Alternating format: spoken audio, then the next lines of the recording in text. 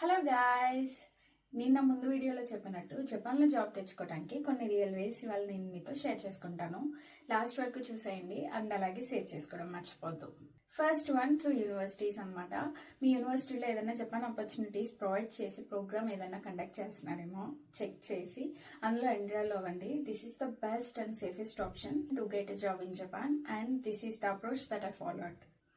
Second one, on site programmes like global companies ఉంటాయి కదా. So అలా ఏమన్నా జపాన్లో ప్రాజెక్ట్స్ ఉన్నాయేమో తెలుసుకొని మీ కంపెనీ వాళ్ళని కన్సల్ట్ అయ్యి మీకు ఇంట్రెస్ట్ ఉందని తెలియజేస్తే ఆర్ మీకు ఆపర్చునిటీ ప్రొవైడ్ చేస్తే మీరు అలా రావచ్చు.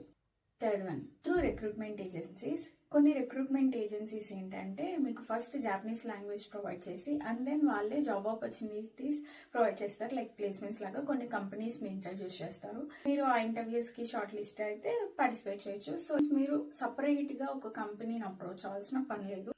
అండ్ ఇందులో కొంచెం డిస్కౌంట్ ఏంటంటే ఇవి ఫుల్ టైమ్ ఎంప్లాయీగా హైర్ చేసుకోరు అనమాట. వీళ్ళు త్రూ కన్సల్టెన్సీస్ లాగా అవుతుంది, కాంట్రాక్ట్ బేస్డ్ జాబ్స్ అవుతాయి అండ్ పే కూడా కొంచెం తక్కువ ఉంటుంది.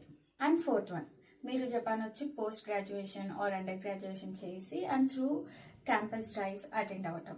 అండ్ లాస్ట్ వన్, జపాన్ వచ్చి ఒక లాంగ్వేజ్ స్కూల్లో జాయిన్ అయ్యి లాంగ్వేజ్ నేర్చుకున్నాక మీరు ఆఫ్లైన్లో క్యాంపస్ ఇంటర్వ్యూస్ అటెండ్ అవ్వటం. ఇదేంటంటే ఆ స్కూల్ వాళ్ళు ప్లేస్మెంట్స్ ప్రొవైడ్ చేయరు, కానీ మీరు జపాన్ వచ్చి ఎన్విరాన్మెంట్ని అడాప్ట్ చేసుకొని జపాన్లో సిచ్యువేషన్స్ చూస్తూ మీరు కంపెనీస్కి అప్లై చేయడం is a different scenario. I hope this video is informative and thanks for watching. Matane!